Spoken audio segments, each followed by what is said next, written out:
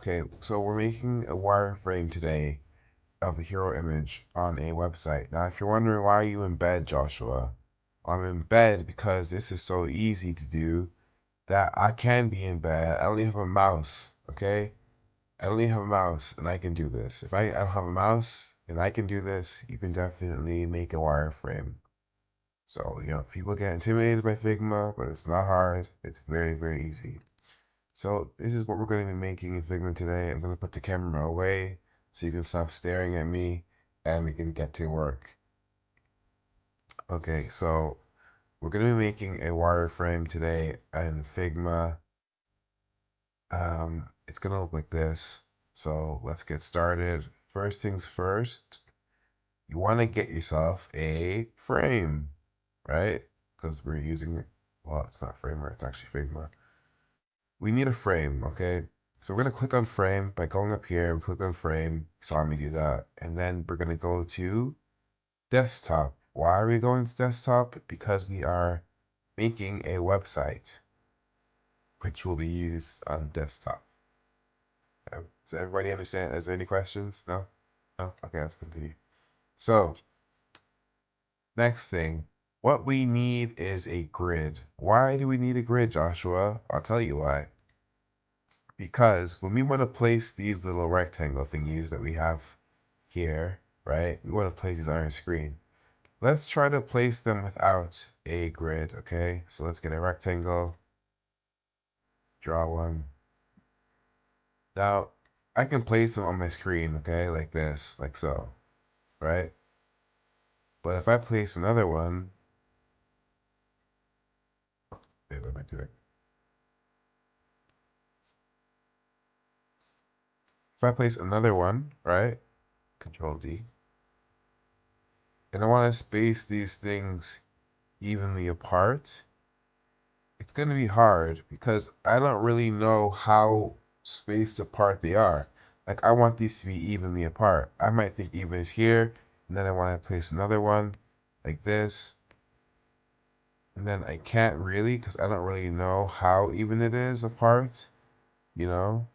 Because this is, do you get me? We have to do a bunch of weird ass calculations and stuff, and have to drag this and look for the little number in between and stuff just to get it to 91. You know, it's stupid. Whereas we could just do this instead. We can go up. We can go click on this thing. Click on the little white box here. Zoom out a little bit.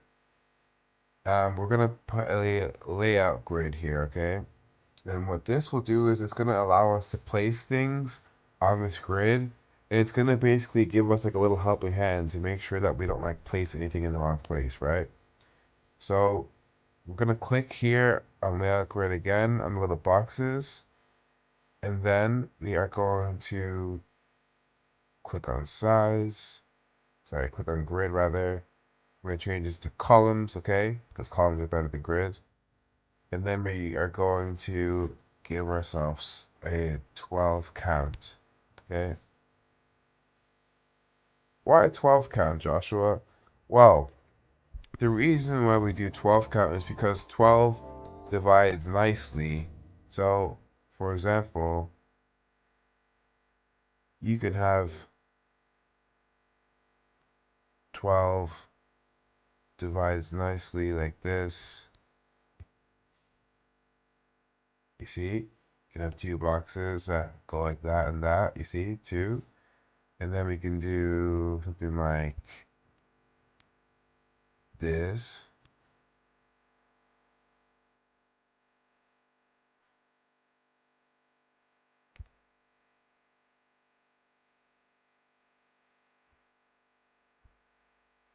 Right? Number three. Or we can do something like this.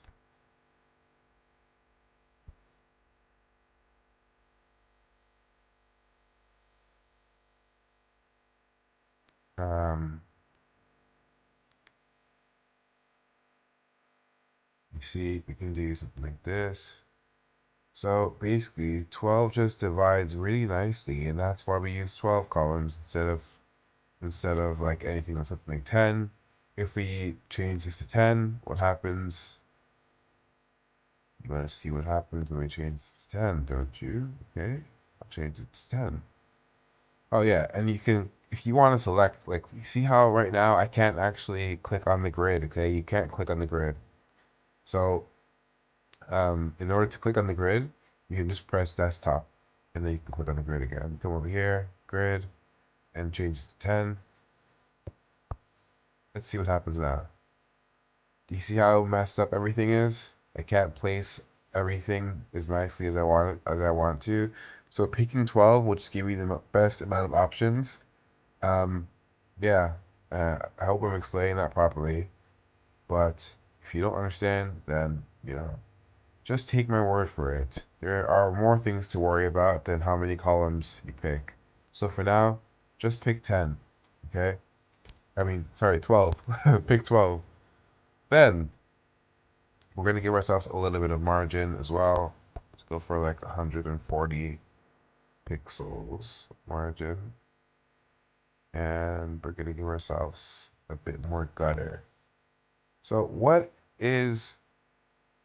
and let's get rid of these boxes. I'm just clicking on them and then pressing delete, okay? So you're probably wondering, like, what is gutter? What is this gutter thing? Gutter is this little thing. Imagine these are like bowling lanes, like this is bowling lanes and this is the gutter in between. That's what that is. So when I increase this, right, it's getting bigger, and when I decrease it, it gets smaller. And then margin. Margin is the thing on the sides. If I increase it to 0, no more space on the sides. If I increase it, we have more margin, okay? So, now that we've done that, we're going to do a few more things to get to this little wireframe here.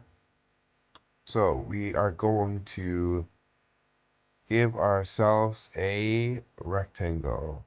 This little rectangle is going to represent our navigation bar, okay? So let's just make it like this. This is pretty good. 1440, 70, that's pretty fine. Just a regular navigation bar. Don't get too caught up about the pixels. It doesn't matter too much. Don't worry about it right now. You can worry about that in the future. I'm gonna make this darker, okay? Let's make it black. So, how do I do this? You need to explain your stuff, Joshua. I'm gonna explain myself, okay? So I'm gonna click on this. Wait, did I even explain how I got the rectangle? Okay, let me go back. Let me go back. So I click on this little square here, right? I'm gonna press rectangle. Then I'm just gonna draw this shit on. This is the exact same as paint, bro. Exact same thing as paint. Then I'm gonna make it about 70, I guess. 70, 71, doesn't matter. Then I'm going to click on this rectangle. I'm going to make it dark. Okay. And then I'm going to make it transparent so I can still see the guidelines. I don't really like the color of the grid right now, so I'm going to change the grid color to, what do we want to change it to? I'm going to change it to like a blue, maybe. Let's do blue. Yeah, it's better. It's nicer on my eyes. And then, so now we can still see the grid here. That's good. It's still black. So if you don't want to see the grid anymore and you want to get rid of the grid, you can press Option Control G, I believe. Yeah, Control G, and no more grid. But we're gonna keep it on for now so we can align our stuff properly. We're gonna go ahead and add a rectangle here, and we'll add a rectangle right here. And this rectangle is going to represent our logo, okay? So we're gonna go ahead and line it up nicely with our little guidelines. And then we're gonna round the corners a little bit. So let's click on it. We're gonna click on this little guy here, corner radius. And we're just gonna increase it until we have a little rounding effect. Remember, I'm doing all of this without a mouse. So there's no excuse. Just rewind the video. If you can't follow along, just rewind the video. It's really, really easy. Then you're gonna click and go ahead and update the corner radius, okay? Then you're gonna, we have a nice little roundy thing here now. It's really nice, isn't it? It's beautiful. This is gonna be our logo. Now, what else do we have here? We are going to make a few more, but the next ones we're gonna make are gonna be for the links, okay? So I want another one of these. The way I'm gonna do it, there's loads of different ways. You can press Control D or Command D if you're on Mac, and then you can drag it out. But the reason I don't want to do that is because there's an easier way, which is Option D. If you press hold Option and then you just drag it. Sorry, not Option D. Just Option and then drag. Option, drag. Then you just pull it out. That's what she said. Yeah, so you just pull it out and then you just drag it to where you want it to go. This is going to be our link. We're going to make it a little bit smaller. Maybe this big. Maybe like there. And then we're going to make it smaller to one thing. And then we are going to move this to the end. Okay. And you see, we're going to try to line it up nicely with the logo. So you can see a little red line is showing us when it's lined up nicely with it. And then all we're going to do is Option, drag it out, pull it, boom. Drag it out, pull it, boom. Okay? We're done. Now we have some links. We're going to add one more link for good measure. This could be like, help, contact, freaking save me. Oh wait, why am I creating another one? I don't need another one. Yeah, that's it. It's really, really easy. Okay, so we have four now, four links, just like our thing here shows. Then we are going to make ourselves a nice little paragraph. We're going to Option, pull this thing down, put it here. We're going to make this bigger. This is going to be the main header, or the main like paragraph, or main heading one kind of thing, right? Easy, right? And then we're going to go ahead and use this again. This is just a rough wireframe. You don't need to make this perfect because it's a wireframe at the end of the day. It's just supposed to give you an idea of what the actual end product is going to look like. So I'm making these little lines skinnier because it's supposed to be text. This is supposed to be text. Again, let's just make how a paragraph would look like. It's okay if it doesn't look exactly like the other one because it's a wireframe, like I said. And then just pull it up, pull it down. Okay. And then that's fine. So let's just say you want to move all these things at once. You can just highlight them all together, pull them down. So you want to do that maybe. Kind of like it like this.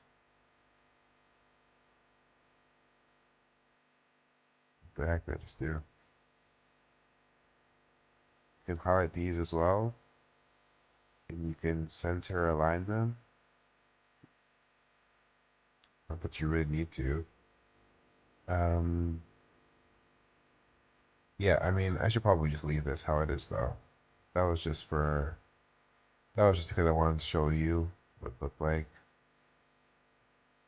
But I'm just gonna leave it how it is. So we have our little header. Then we have our little paragraph. Then we're just gonna add some buttons. So Option, pull it down, minimize it a bit, minimize it a bit. Option, pull it over.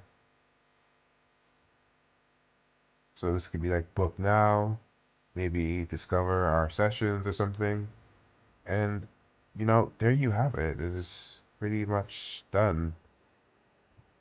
Pretty much done. And then we can just press Control G, and there you go. You can can kind of imagine what the website would look like already. It's really easy.